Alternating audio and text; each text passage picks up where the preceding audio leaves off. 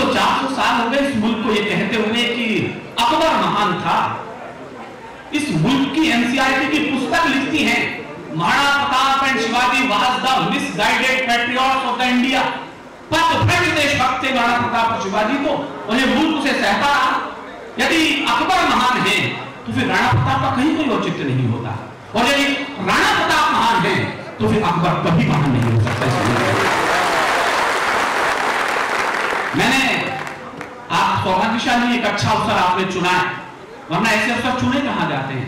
नए कमरे में चीजें पुरानी कौन रखता है, परिंदों के लिए कुंडों में पानी कौन रखता है, वो तो यही है जो समाते हैं गिरती दीवारों को, वरना सलीके से बुजुर्गों की निशानी कौन रखता है, वरना सलीके से बुजुर्गों की निशानी कौन रखता है। मैं आज चर्चा कर रहा था आदरणीय जितेंद्र जी से, मेरे भाई से, भगत जी से। आप कभी जाइए उदयपुर और चित्तौड़ का दुर्ग देखिएगा कभी आप। यदि दुर्ग है तो फिर चित्तौड़ है, यदि आपने चित्तौड़ का दुर्ग न देखा तो फिर बाकी दुर्ग बेकार है आपको देखने के लिए। यदि आपने राणा प्रताप की तलवार, यदि 52 किलो का वो भाला न देखा तो फिर क्या देखा हमने। लड़ते थे, उनका प्रहार इतना ताकतवर होता था, जनेऊ पर वार के लिए जाने जाते थे राणा प्रताप। वो सीधे अपने शत्रु के जनेऊ की तरह से वार करते थे और घोड़े सहित काट देते थे शत्रु पक्ष को। ये ताकत केवल राणा प्रताप के अंदर थी। घोड़े सहित काट देना किसी शत्रु पक्ष को, ये गौरव रहा। प्रलोभन, बड़े बड़े रजवाड़े झुक गए। माफ कीजिएगा सर, एक सिसोदिया वंश का वंशधर था जो झुका नहीं। वन वन भटका अपने बच्चों को साथ लेकर के, पलकों पालकियों में चलने वाली महारानी उनके साथ थी। लोग तो अपनी बेटियां ब्याह रहे थे उस समय एक सिसोदिया वंश राणा प्रताप खड़े थे। मैंने कभी सुना था उनके विषय में, प्रलोभन थे मगर मन के नियम संयम नहीं टूटे, उमड़ती आग था के दीप सुंदरतम नहीं टूटे, जहां पागल अंधेरों की जराती है धमकी पर विवश वो सूर्य भी डूबा वहां पर ये नहीं डूबे, जहां पर सूर्य भी डूबा वहां पर ये नहीं डूबे। मेरा मानना है, पंडित नरेंद्र मिश्र लिखते हैं चित्तौड़ के एयरपोर्ट पर लिखा हुआ है, मैंने इससे अच्छी पंक्ति सुनी नहीं है। वो कहते हैं वो धरती हाड़ा रानी के शीश दान की है। चार पंक्ति सुन लीजिए, राजस्थान का गौरव पढ़ता हूं, फिर कविता शुरू कर दूंगा। वो धरती हाड़ा रानी के शीश दान की है, वो धरती झाला माना के प्राण दान की है। ऐसा स्वामी भक्त व्यक्ति भी ना देखा होगा।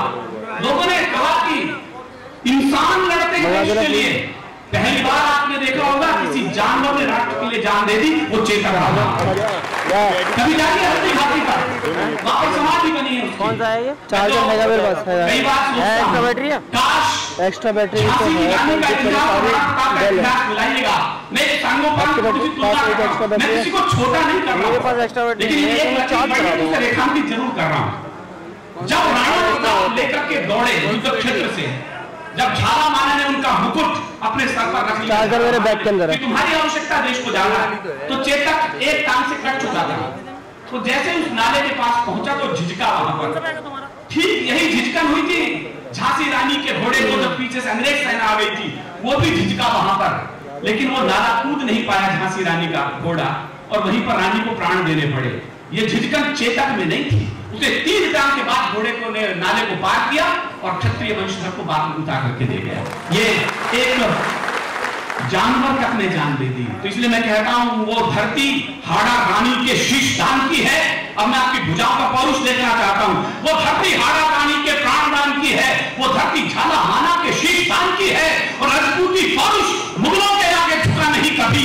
ये धरती राणा प्रताप के स्वाभिमान की है, ये धरती राणा प्रताप के स्वाभिमान की है, ये धरती राणा प्रताप के स्वाभिमान की है। लोग हमसे कहते हैं राजस्थान में रहे तो लड़ते बहुत हो, जब देखो जब खून बहाते रहते। मैंने कहा राजस्थान थोड़ा बॉर्डर खराब है, जैसलमेर से ज्यादा दूर नहीं है पाकिस्तान। दिक्कत दे रही है। जो कविता के लोग देखें, जो शौर्य के लोग वो शौर्य देखें कि चिंगारी के पास रहे तो शौर्य और बढ़ते हैं। पीछे के राजस्थान लड़ता है कि चिंगारी के पास रहे तो शौर्य और भड़कते हैं, कायर बैरी ललकारे तो बाजू स्वयं भड़कते हैं। मुझे अच्छी लगती है, मैंने कहीं कविता हो गई हो तो मंच का भी ध्यान चाहता हूँ। क्यों खून बहाते हैं?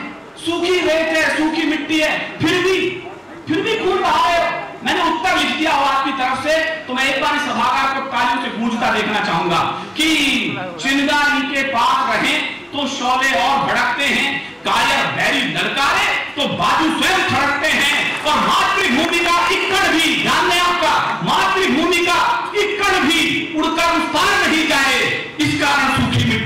शोणित रोग छिड़कते हैं, इस कारण सूखी मिट्टी पर शोणित रोग छिड़कते हैं, इस कारण सूखी मिट्टी पर शोणित रोग छिड़कते हैं।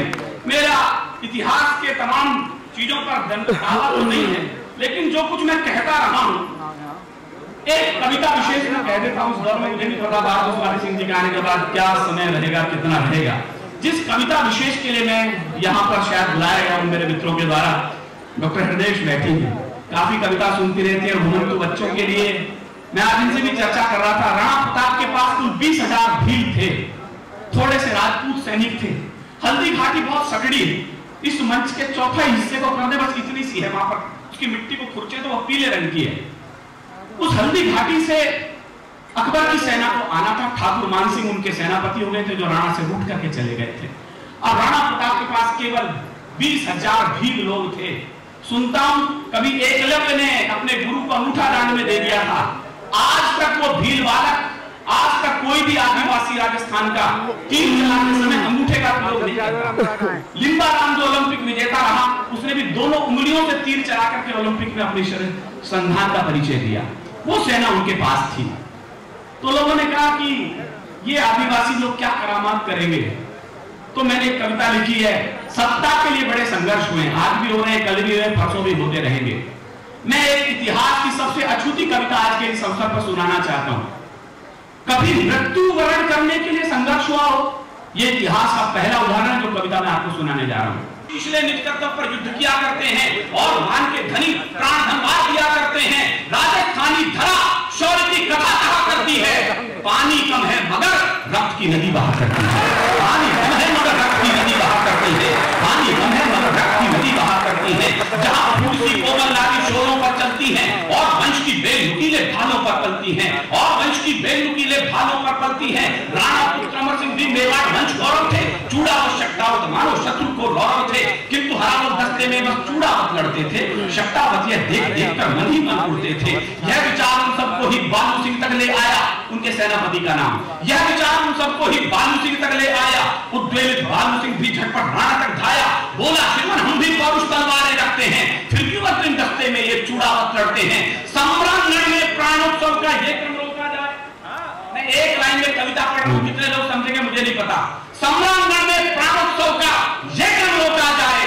एक बार ये मौका शक्टावत को सौंपा जाए। एक बार यह मौका शक्टावत को सौंपा जाए। चिंतित राणा ने इसमें देखा भीषण अंदेशा। वो जानते थे कि चूड़ावत मानेंगे नहीं। चिंतित राणा ने इसमें देखा भीषण अंदेशा।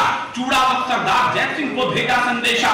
जय सिंह ने राणा का प्रस्ताव सुना, फिर बोले शौर्य का हक छीनने जा रहा है जय सिंह का। तो वो बोलता है जय सिंह ने राणा का प्रस्ताव सुना, फिर बोले जैसे पृथ्वी के कंपन को शेषनाग खंड बोले, जैसे पृथ्वी के कंपन को शेषनाग खंड बोले।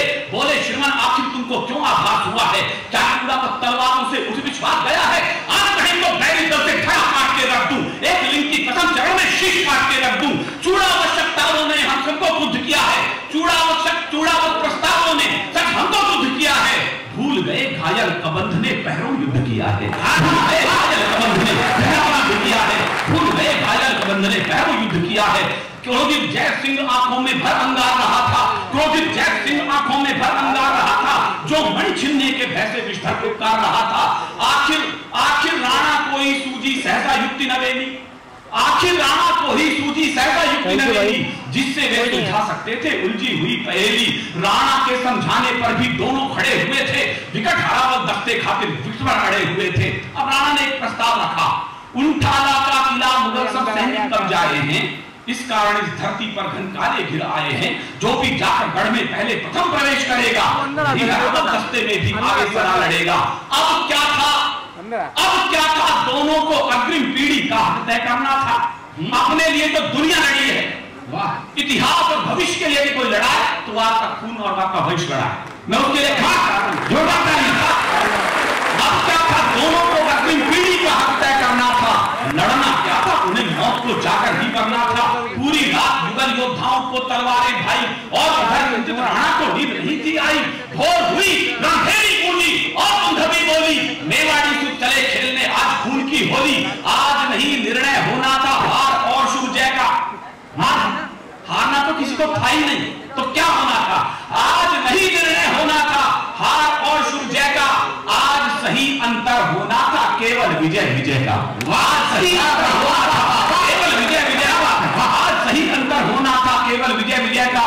मृत्यु दुल्हन की खातिर दो दूल्हे खड़े हुए थे।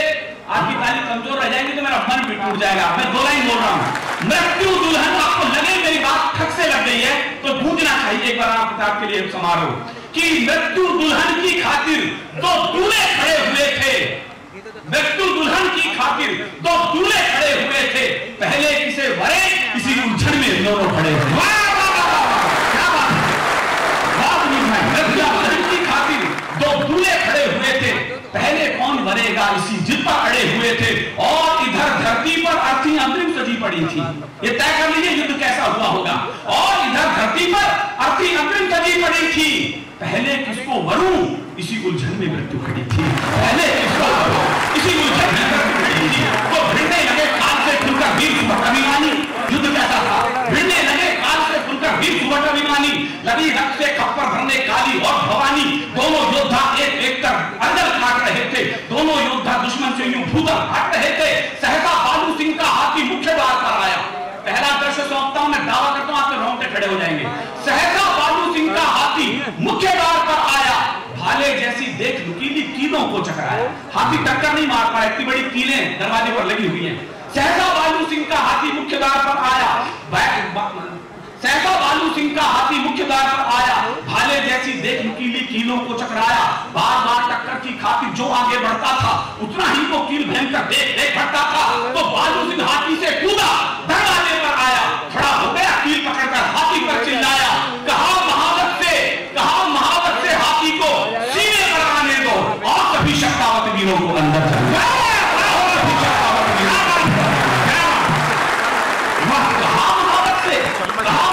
हाथी को सीने पर आने दो और सभी शक्तावत वीरों को अंदर जाने दो। कहा महावत ने स्वामी ये कैसे मदद कर दूं जिसका खाया अन्न उसी के तन पर बरछी धर दूं। बालू बोला वीर व्यर्थ मत न समय गवाओ। समय आ गया मातृभूमि का बढ़कर कर चुका हो। समय आ गया मातृभूमि का बढ़कर कर चुका हो। समय आ गया मातृभूमि का बढ़कर कर चुका हो। तो विवश महावत ने हाथी तब आगे बढ़ा दिया था और बालू सिंह ने भी सीना कीलों पर बढ़ा दिया था। मैं रोमांचित हूं इस कविता को पढ़ते समय, मुझे नहीं पता आपकी हालत क्या है। विवश महावत ने हाथी तब आगे बढ़ा दिया था। बालू सिंह ने भी सीना कीलों पर बढ़ा दिया था। हाथी ने मस्तक की टक्कर मारी को प्रलयंकर। दरवाजे गिर गए किले के करते शोर भयंकर। गज मस्तक को भिगो रही थी शोणित पिचकारी। दिव्य आरती आज मृत्यु की गजने से शोणित की पावन गंगा में नहा चुका था। बालू सिंह भी इधर रक्त के धारे बहा चुका था। अब बालू सिंह का हाथी एंटर कर रहा है। उसे हक मिलने वाला है कि आगे से वो आगे लड़ेगा, उसकी पीढ़ी आगे लड़ेगी। अब जय सिंह क्या करता है? अंतिम दृश्य देखे मैं कविता समाप्त करता हूं। उधर जय सिंह भी रण में इतिहास नवल करता था, वो पीछे से चढ़ा। उधर जय सिंह भी रण में इतिहास नवल करता था। बना शत्रु को काल सर्प को कंगूरे चढ़ता था। जो ही वीर सीढ़ियों से चढ़ कंगूरे तक आया, गोली लगी बख्श पर सहसा वीर धरा पर आया। सारे सपने बिखर गए जय सिंह के, नीचे पड़ा है गोली लगा हुआ। उधर बालू सिंह का हाथी अंदर घुस रहा है, उसको हक मिल रहा है और जय सिंह का परिवार हार रहा है, कुनबा हार रहा है। जय सिंह ने क्या किया? मैं दावा करता हूं इतिहास में कोई दूसरा उदाहरण हो मुझे बताइएगा, मैं अगली बार उस पर कविता लिख करके लाऊंगा। उधर जय सिंह भी रण में इतिहास नवल करता था। बना शत्रु को काल सर्प को कंगूरे चढ़ता था। जो ही वीर सीढ़ियों से चढ़ कंगूरे तक आया, गोली लगी बख्श पर सहसा वीर धरा पर आया। सोचा अगर किले में बालू प्रथम प्रवेश करेगा, वही हरावल दस्ते में भी आगे सदा बढ़ेगा। वही हरावल दस्ते में भी आगे सदा बढ़ेगा। शीश कलम करके ही कोई कंठ अदा करता है। कविता वाले लोग कविता देखें, मैंने 2 बार कलम शब्द का प्रयोग किया है। शीश कलम करके ही कोई कंठ अदा करता है और कलम के लिए विषय को नए नए धरता है। युद्ध देव को जब शोणित का पुण्य अर्घ चढ़ता है, जब जाकर ही सैनिक जय के पथ पर पड़ता है, तब जाकर ही सैनिक जय के पथ पर पड़ता है। तो लगी तनिक ना देर उसे भीषण निर्णय लेने में। मैं दावा करता हूं जय सिंह कैसे अंदर पहुंच रहा है, गोली लगा हुआ पड़ा है। बालू सिंह का हाथी घुस रहा है, जय सिंह को अंदर पहुंचना है। इतिहास का अंतिम उदाहरण हो तो एक एक श्रोता के मैं हाथ खड़े करके तालियां चाहूंगा जब मैं लाइन खत्म करूं। उधर जय सिंह भी लगी तनिक ना देर। क्या किया जय सिंह ने?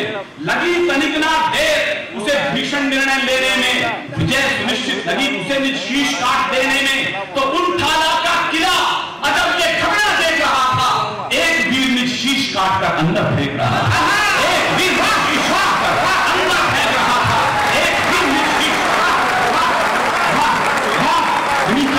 जिंदाबाद। एक वीर ने शीश काटकर अंदर फेंक रहा था, नहीं तो इतना देर उसे भीषण निर्णय लेने में, विजय सुनिश्चित नहीं उसे शीश काट देने में। उन ठाला का किला अजब यह घटना देख रहा था, उन ठाला का किला। मैंने भाई साहब को बुला लिया कि मेरी पद्मश्री पूरी हो जाती है, ताले वाले भाई के लिए बता दीजिए। विजय सुनिश्चित नहीं उसे शीश काट देने में, तो उन ठाला का किला अजब यह घटना देख रहा था, एक वीर ने शीश काटकर अंदर फेंक रहा था, तो कार खटक कर रुका। उसने खुद ये दृश्य देखे, कार खटक कर रुका, स्वयं ये उसके दृश्य आया था, किसको लिखूं महान, सोच में पड़े इतिहास गया था। मैं कहता हूं एक बार जोरदार तालियां भाई गिरीश चौहान जी के लिए, जिन्होंने पूरा इतिहास रेखांकित कर दिया। महाराणा प्रताप के उस वंश को सर्वाधिक अपनी लेखनी से रेखांकित करने का जिन्हें गौरव प्राप्त है, उनका नाम होता है गिरीश चौहान। मैं चाहता हूं जोरदार तालियां, पूरा सदन उनका सम्मान करे। भिड़ी हुई है, हम मैं सुख सदन में कम से कम नहीं तो 50-52 बार आया हूँगा, लेकिन मैं पवन तुम भी यहाँ रहते हो, मैं दावे से कह रहा हूँ मैंने अब तक 25 साल में इस ऑडिटोरियम को इतना भरा हुआ कभी नहीं देखा जितना मैं आज देख रहा हूँ।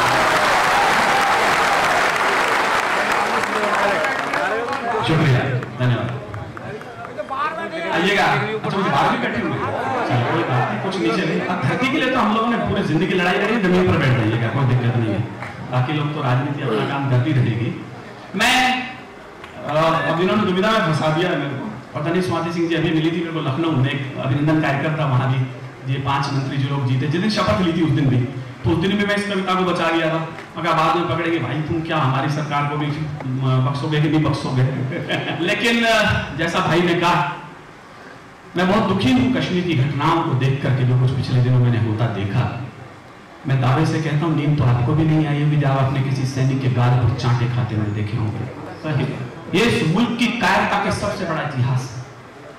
वो गोली मारते थे उस सैनिक को, तो परवाह नहीं थी। तो राष्ट्र का चयन पहले करना, व्यक्ति का स्थान करना। मैं जो कहने जा रहा हूं सुन लीजिएगा। पूरी घाटी तो दहल चुकी है आतंकी अंगारों से। यदि देश में हो रहा है तो विनीत चौहान को कहने का हक दीजिएगा जो मैं कहने जा रहा हूं। पूरी घाटी को दहल, हमारे सैनिकों के चाटे, जो कर्नलों की कॉलरें पकड़ ली इस मुल्क के अंदर, जो उन्हें ब्रेड और बटर बांट रहे थे, पोखरों से हमारी सेना 4-4 साल के बच्चे हमारे बख्तरबंद गाड़ी को पत्थरों से भगा रहे हैं। हमारे बड़े कवि हरिओम पवार जी, 2 लाइन उनकी जब मैं सुनता हूं तो मुझे लगता है कश्मीर पर इससे अच्छी लाइन हो नहीं सकती। जब सेना को चाटे और पत्थर खाने पड़ रहे हो और 2-2 कौड़ी के लोगों से, तो पवार जी लिखते हैं, किसका खून नहीं खौलेगा पढ़ सुनकर अखबारों में। अगली लाइन लगे कि मैंने आपकी बात कह दी है तो मुझे हिम्मत दीजिए मैं कविता शुरू कर सकूं। किसका खून नहीं खौलेगा पढ़ सुनकर अखबारों में, शेरों की गर्दन कटवा दी कुत्तों के तलवारों से। शेरों की गर्दन कटवा दी कुत्तों के तलवारों में। तब विनीत चौहान कहना चाहता है, पूरी घाटी तो दहल चुकी है आतंकी अंगारों से। कश्मीर में आग लगी है पाकिस्तानी नारों से। चांद सितारे वाले झंडे घाटी में लहराते हैं और हमारे शीश शर्म से रोज झुक जाते हैं। बहुत हो चुका मोदी जी, ये हिम्मत अभी केवल विनीत चौहान के नियमों के विरुद्ध बोलने जा रहा हूं।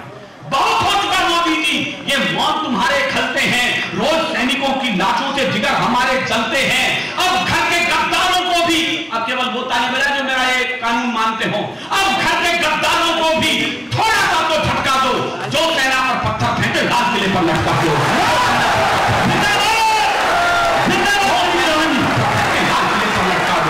जो सेना पर पत्थर फेंके लाल किले पर लटका दो। अजीब देश है ये, नए नए के स्वप्न बुनता है, असहिष्णु हो चला ये मुल्क।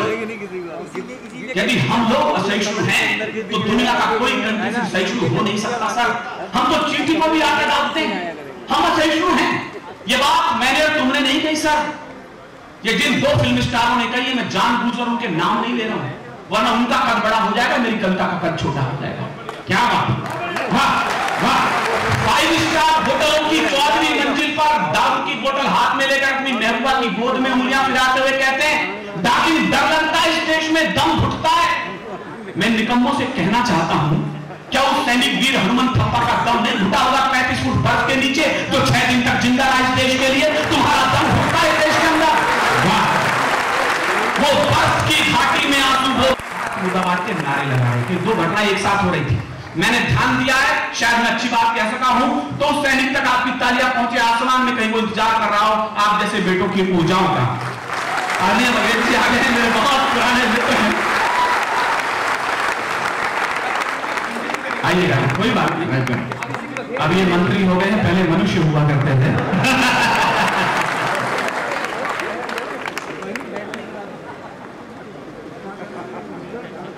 मेरे सबसे पुराने और मेरे जघन्य श्रोता इसलिए कहता हूं, इन्होंने मेरी सारी कविता सुन रखी है। एक दिन तो जब मैं उठाला वाली कवि सत्य घटना है, बघेल जिसका सत्यापन करेंगे, जब मैं चूड़ा व शक्टा वाली कविता सुना रहा था, कहला यार इतनी देर तो युद्ध भी नहीं हुआ, इतनी लंबी मैंने कविता लिखी। हमारे बड़े आदरणीय मित्र हैं, लेकिन आप जैसे लोगों का स्नेह है कि एक बहुत प्रेम वाले व्यक्ति को आज मंत्री के पद पर आपने पलकों पर बैठा दिया। मैं चाहता हूं एक बार और तालियां बजा दीजिएगा। ये आज भी उतने ही विनम्र है, उतना ही सहज है जितने कभी पहले सामान्य एमएलए होकर के रहते थे, सामान्य रहे। आज भी मैं उनकी इसी विनम्रता का कायल हूं। आइएगा, मैं कुछ बातें कर रहा था हनुमंत थप्पा के ऊपर। लोगों ने कहा, बीच में स्वागत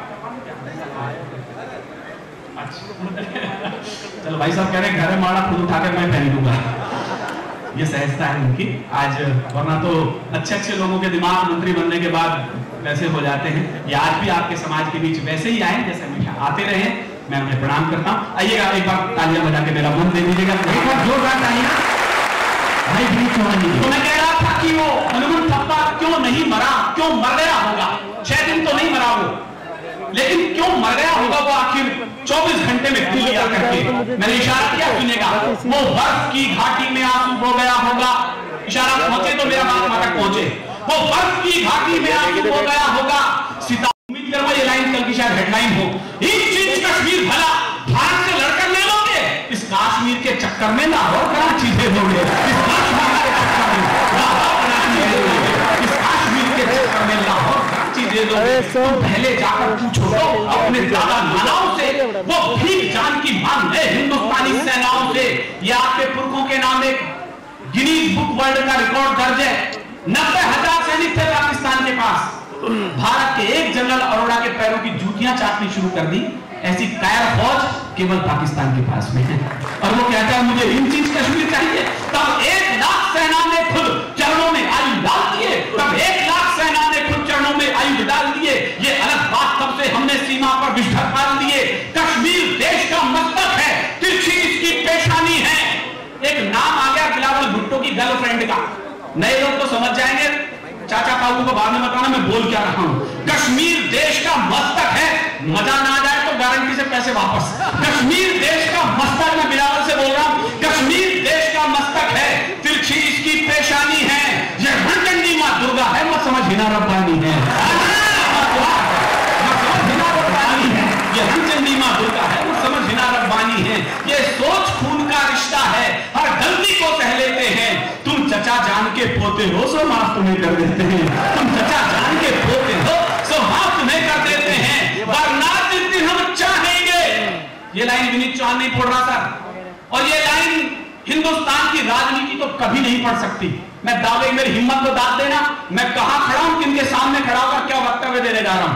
सत्ताएं बदल दीजिएगा, जिस दिन ये काम करेगी देश की सेना करेगी।